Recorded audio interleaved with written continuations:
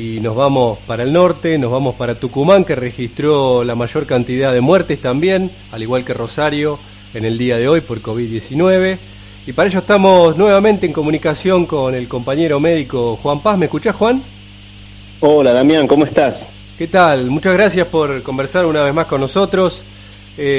Bueno, Juan, preocupados nosotros por la situación, este contexto. Contanos un poco cómo la están viviendo allí en Tucumán.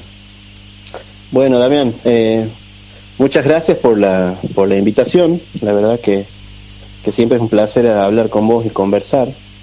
Bueno, para los que no me conocen, bueno, me presento. Yo soy Juan Paz, soy médico de aquí en la provincia de Tucumán. Soy militante del Partido de los Trabajadores Socialistas y actualmente estamos tratando de impulsar una agrupación que se llama Salud de las Bases aquí en Tucumán.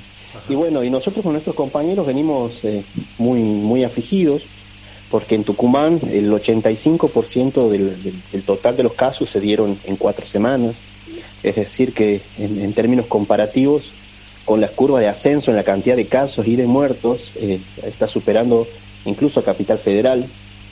La verdad que es bastante alarmante la situación en la que estamos. Se han registrado más de 1.000 compañeros trabajadores de la salud infectados, lo cual es una situación bastante preocupante. Y lo que venimos viendo y que estamos señalando desde que comenzó la cuarentena eran ciertos problemas que a nosotros nos parecían que estaban mal planteados desde un punto de vista de la estrategia sanitaria, y a lo cual hoy en día se muestra el fracaso, ¿no?, del gobierno, tanto local para contener, digamos, una pandemia o para enfrentar una pandemia, como también los grandes límites a nivel nacional, del gobierno a nivel nacional. Claro. Y Juan, ¿cómo ves la situación de los compañeros, las compañeras médicos, enfermeras, bueno, todos los trabajadores de la salud, cómo están respondiendo a esta sobredemanda? Yo estoy volcado a la unidad de COVID desde el mes de abril en un hospital cabecera de aquí de Tucumán, que es el Hospital Eva Perón. Uh-huh. Y bueno, desde abril hasta aquí no teníamos muchos casos. Recién a finales de agosto es donde comienzan a tener un ascenso en la cantidad de casos. Hoy en día nuestro hospital cuenta con casi la mitad de los compañeros de la primera línea. Hemos pasado por infecciones por COVID. Hemos quedado, por así decirlo, diezmados, y eso es preocupante porque también es parte, ¿no?, de una de las fallas en lo que se trazó en cuanto a lo que es estrategia sanitaria. Si querés podemos profundizar un poco más en eso, porque básicamente vemos problemas, porque el colapso sanitario se dio en las ciudades más importantes del mundo, por así decirlo, Europa, Estados Unidos. Inevitablemente la pandemia exigió un sistema de organización al cual es contraproducente con la forma en la que está organizado hoy en día los sistemas sanitarios, ¿no?, que es bajo las reglas del capital, bajo las reglas del neoliberalismo, bajo la lógica de que la salud es una mercancía. En base a eso se intentaron trazar políticas sanitarias que claramente iban a ser insuficientes. En Tucumán, por ejemplo, no se realizaron testeos masivos. Es algo que lo veníamos nosotros planteando y tratando de que los sindicatos de la salud se pongan a la cabeza de dar esa lucha, porque ya no se trataba de un congelamiento de salarios que tenemos nosotros. Nosotros tenemos los salarios congelados del año pasado. No hubo paritarias este año, nos bloquearon la cláusula gatillo, por lo tanto el salario con el que continuamos es del año pasado.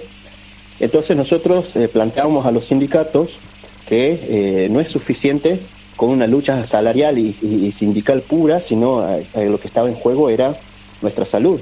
Así hemos tenido grandes compañeros que lamentablemente el COVID los llevó, digamos, como un compañero que es Jesús Menábar, que fue un cirujano de un hospital cabecera también de COVID, que murió por COVID. Uh-huh. Fue dirigente en el delegado de los autoconvocados ahí de nuestro sindicato en el hospital. Entonces empezamos a ver que hubo problemas muy serios y que ahora se empiezan a expresar. Otra cosa que tenemos en Tucumán es que el 65% de las instituciones con capacidad instalada, es decir, con capacidad para internación, están en manos de la medicina privada, son clínicas y sanatorios en su gran mayoría. Nosotros en terapias intensivas a nivel público, los 2 hospitales de cabecera abocados al tratamiento de la pandemia, son 2 hospitales que en total suman 35 camas de unidad de terapia intensiva, comparado con la medicina privada, que los 4 principales sanatorios cuentan con 115 en total. Es decir, que nosotros veníamos exigiendo una política de centralización del sistema sanitario. No hablábamos de una expropiación, porque eso no digamos, nos parecía ilógico una expropiación, pero sí una necesidad de centralizar el sistema sanitario, de centralizar operativamente la medicina pública, o sea, la estructura del hospital público con la estructura de los sanatorios, porque nosotros tuvimos incluso el gran problema de que a muchos pacientes les rechazaban la internación, los pacientes con COVID y obra social, se les rechazaba la internación en los sanatorios porque no estaban nomenclados, eran patologías no nomencladas, entonces por lo tanto los rechazaban y eran pacientes que se terminaban internando en los hospitales públicos, y eso hoy en día nos llevó a casi el colapso ya sanitario de nuestros hospitales públicos. Claro, y Juan, disculpa que te interrumpo, pero vos justo estás en una provincia donde el gobernador fue durante varios años ministro de Salud de la Nación y podríamos decir que es un entendido de la materia, o por lo menos que sabe de qué estamos hablando, ¿no? Hace unos meses atrás, hace como unos 3 meses, si no mal recuerdo, Ginés González García, el actual ministro de la Nación, un poco como que soltó la idea de que el subsector privado de la salud y de las obras sociales, que se ha convertido en un eslabón muy importante en los últimos años en la Argentina, en cuanto a su capacidad instalada y en cuanto a compañeros y compañeras que trabajan allí, que trabajamos, porque yo también he trabajado en ambos subsectores, y luego se ve que lo han apretado, ha quedado poco claro, digamos, no se animó a ir más allá, Ginés, ¿no? Exacto, no ha tenido exacto. el eco en las provincias tampoco, ¿no es cierto? Exacto, es que es un lobby, hay un lobby muy fuerte por parte de estos sectores, digamos, que concentran, son sectores de una economía concentrada. Salió Claudio Velocopit, digamos, que es uno de los magnates, uno de los aladires de la mercantilización de la salud a contradecir, y Ginés no tardó ni 48 horas en retroceder en lo que había dicho. En el caso, por ejemplo, de Mansur es mucho más particular porque Mansur tiene negocios con la farmacéutica, no sé si estás al tanto, pero está la farmacéutica suiza que se va a instalar en Tucumán, está instalada ya, y no va a pagar impuestos, es decir, es una industria que no va a pagar impuestos y por lo tanto hay un negocio ahí. No hay que olvidar que Mansur, siendo ministro de Salud en el 2014, firmó en Washington, cuando se hizo la asamblea de la organización Panamericana de la Salud, él también firmó el documento que avala la CUS, digamos, esto que tanto se discutió durante la época del macrismo y que comienza con la firma de Juan Mansur. Claro. De todos modos, aquí hubo también una política de ocultar, en el sentido de no de ocultar casos, sino de ocultar las falencias que tenían. Por ejemplo, hoy imagínate, ¿qué pasaría si únicamente el Malbrán fuera el único laboratorio que produzca que realice todos los testeos?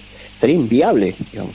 Entonces se descentralizó a principio de iniciada la pandemia, se descentralizó, y en Tucumán, desde abril en adelante, comenzaron a hacerlo 2 laboratorios de la provincia que concentran los testeos de toda la provincia. Entonces, está colapsado, digamos, esos laboratorios están colapsados. Los testeos tardan entre 7 y 10 días para dar un resultado, y de esa forma era lógico, era imposible de llegar a contener y hacer un aislamiento correcto, digamos, en la provincia de los casos. Bueno, Mansur tiene esa particularidad, digamos, o sea, bueno, y es por ahí lo que se discute mucho, ¿no? Es más allá del conocimiento que tienen algunos sujetos en la política, sino qué intereses defienden al estar ahí, digamos. Sí, Mansur representa los intereses de un sector concentrado del empresariado de la salud. Claro, sí, la pandemia ha puesto de manifiesto de qué lado está cada uno, ¿no? Igual claro, hay una heterogeneidad, Juan, no sé si vos coincidís conmigo, pero hay otras provincias, la provincia de Buenos Aires, bueno, aquí en Córdoba, en la provincia de Santa Fe hubo digamos, algunos matices de expansión de el subsector público, y también el subsector privado en algunos lugares tuvo que ceder, pero quizá no es el caso de Tucumán, ¿no? Donde la capacidad instalada... Sí. Bueno, eso en parte responde también a un gran problema que tenemos a nivel nacional, que es la descentralización y regionalización de los sistemas sanitarios. Hoy cada provincia se hace cargo de su presupuesto en salud, a menos que hayan los programas nacionales, que son los presupuestos que son manejados a nivel nacional. Pero Argentina, por ejemplo, la gran desregulación que tuvo el sistema sanitario desde la última dictadura hasta reventarse por completo durante el menemismo, fue trasladar por completo el gasto sanitario a cada provincia. Entonces eso hizo que se configuren sistemas sanitarios distintos, ¿no? Por ejemplo, Tucumán es muy distinto al de Santiago del Estero, claro. Es muy distinto al de Jujuy, al de Córdoba, etcétera, porque cada provincia. Entonces, a veces es muy preocupante eso también de no haber analizado qué hicieron los otros países en el manejo de la pandemia. Por ejemplo, China logró contenerlo por su sistema único, centralizado que tiene, logró contener de alguna forma, incluso llevaron a medidas draconianas de hacer un hospital en 6 días, cosas así, pero porque tienen un sistema centralizado. Entonces uno de los primeros pasos que debería haber tomado aquí el gobierno es centralizar el manejo de la pandemia y ver de qué forma se lograba una unificación operativa del sistema sanitario. Otra cosa que me parece que lo que quedó muy olvidado es las políticas de APS. Aquí, por ejemplo, en Tucumán, se trazó mucho la estrategia en base de lo que se llamaron los consultorios de febriles. Es decir, que el gobierno puso consultorios para tratar pacientes con fiebre e hisopar esos pacientes que están con fiebre con sospecha de COVID. Pero ¿cuál era el mensaje de esto? Enférmense, que hay un consultorio para su atención. O sea, no hubo políticas de prevención. No hubo, por ejemplo, una política que se podría haber desplegado, que es una política de atención primaria de la salud, con regionalización de todos los sectores para buscar los casos ahí, de estratificar en base al riesgo de la población para darle mayores elementos de cuidado a las personas que más lo necesitan. Bueno, todo eso no estuvo, todo fue una propaganda política y que hasta ahora lo sigue siendo. Hoy en día ya la crisis está muy avanzada, con incluso directores de los hospitales que están renunciando porque claramente se les está yendo de las manos toda la situación. Claro, no se puede trabajar sin los recursos adecuados, sin los compañeros, las compañeras en óptimas condiciones salariales y condiciones de trabajo. Y hay otra cosa que hay que nombrar también en nuestro sector, que nosotros tenemos el gran problema del pluriempleo, que en la salud en general pasa eso.